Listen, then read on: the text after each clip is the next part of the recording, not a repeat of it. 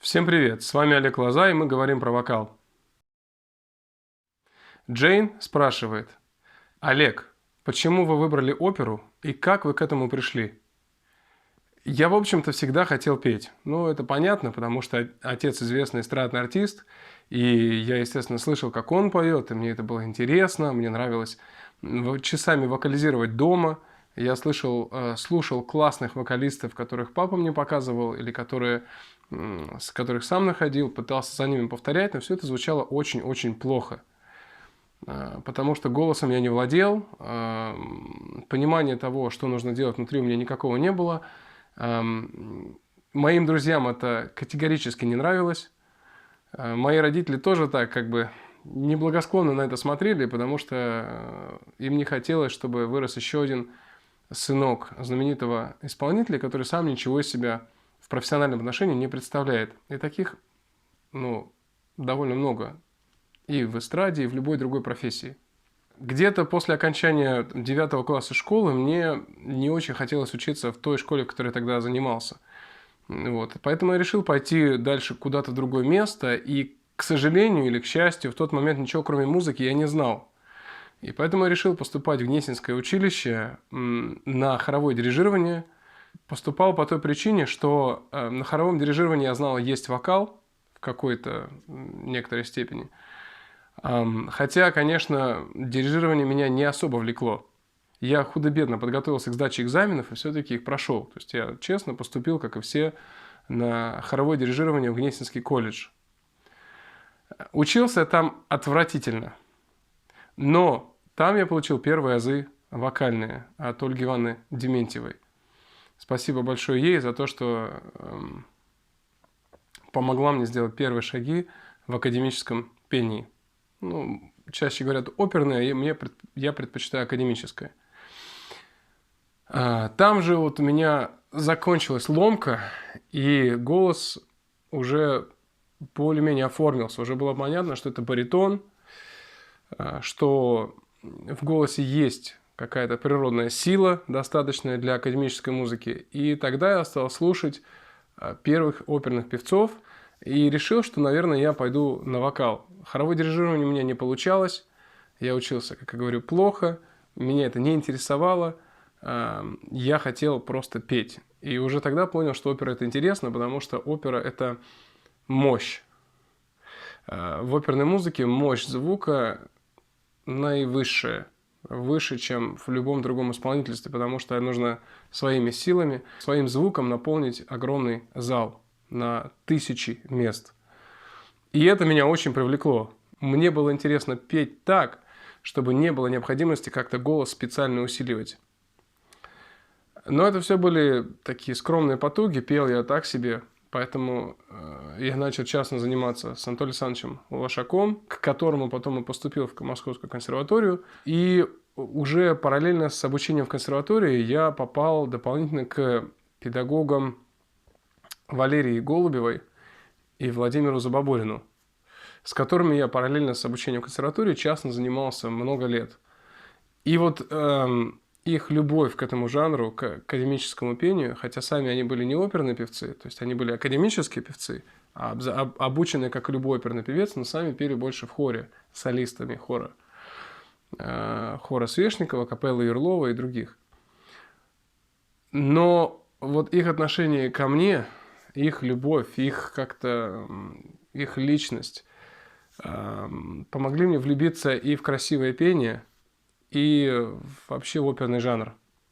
Мы много слушали с ними, я много показывал им вокалистов, которые мне нравились. Они мне говорили, где эти вокалисты делают что-то правильно, где они ошибаются в техническом отношении. И Владимир Иванович и Валерия Андреевна мне очень-очень многое дали. То есть я использую их наработки на каждом практически занятии со своими студентами. Особенно, что касается речи, что касается дикции в пении, что касается плотности звука, что касается натяжки звука. Но это детали, которые мало важны в данный момент. Вот занимаясь с ними, я почувствовал, что это мое, мне это по-настоящему нравится. Я, естественно, стал слушать очень много оперных записей, ходить на спектакли, как-то в это погрузился, и у меня начало немножко получаться. То есть голос обрел большую силу, больший контроль, и уже мое пение начало нравиться не только мне, но и кому-то еще.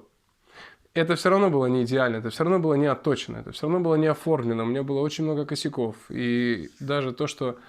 Даже не все из того, что говорили мне Владимир Иванович и Валерия Андреевна, в моем личном случае работало на 100%. Да? То есть я многое взял от целой группы педагогов.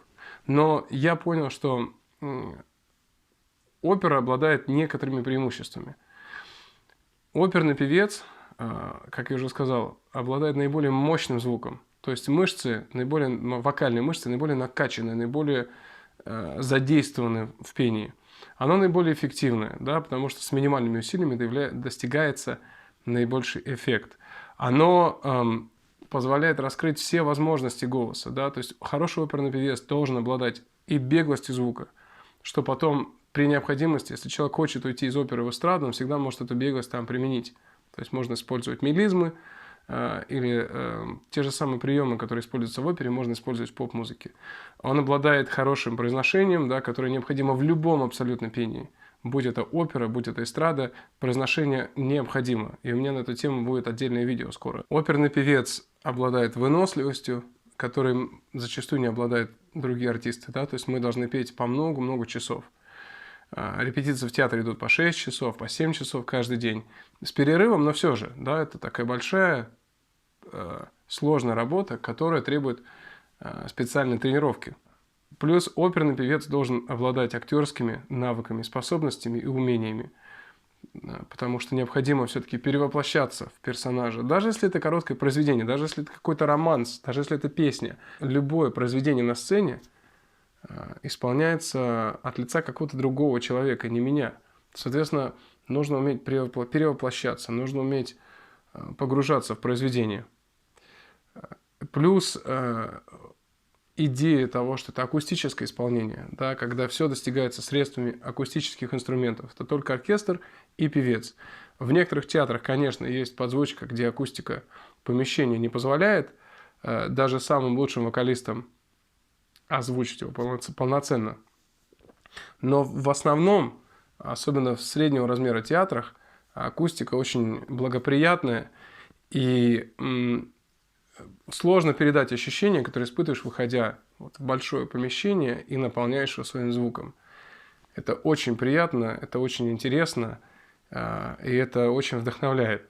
Плюс мне просто нравится оперное звучание. Да, то есть это наиболее чистый звук, в нем нет примесей, в нем нет ничего лишнего. Конечно, он не такой близкий и интимный, как эстрадное звучание, но при этом, несмотря на дистанцию, которая возникает между артистом и слушателем, само звучание оперное, оно очень натуральное. Да, поэтому наилучшие оперные певцы, которые технически были хорошо подкованы, которые правильно выбирали репертуар, они пели очень ярко, свежо и молодо до самой старости. И я надеюсь, что у меня получится сделать то же самое, дай Бог прожить, но и дай Бог также и на старости лет звучать свежо и ярко. И вот эта вот комбинация уникальных качеств, которыми обладает академическое пение, оперное пение, оперный жанр, оно влекло и влечет меня до сих пор. Поэтому мне хочется передать его своим ученикам, поэтому мне нравится слушать оперные записи, поэтому мне нравится посещать академические выступления. И поэтому я советую вам, если есть возможность, слушать больше оперных записей, потому что это классическое искусство. Оно воспитывает человека так же, как балет, так же, как классическое инструментальное исполнительство. Оперное пение наполнено традицией. И как бы общество ни двигалось вперед, нам все равно нужно помнить, что у нас есть корни, что наши ножки откуда-то растут. И нужно все время опираться на традицию, даже когда мы ищем что-то новое в жизни. Я благодарю вас за вопрос. Оставляйте в комментарии, расскажите, как вы воспринимаете академическое пение, оперный жанр. Что вам в нем нравится, что вам не нравится, что вам непонятно. А также спрашивайте, что вам интересно узнать, о чем вы хотите еще поговорить. Желаю вам здоровья, сил, успеха во всем. С вами был Олег Лоза. Всего вам доброго.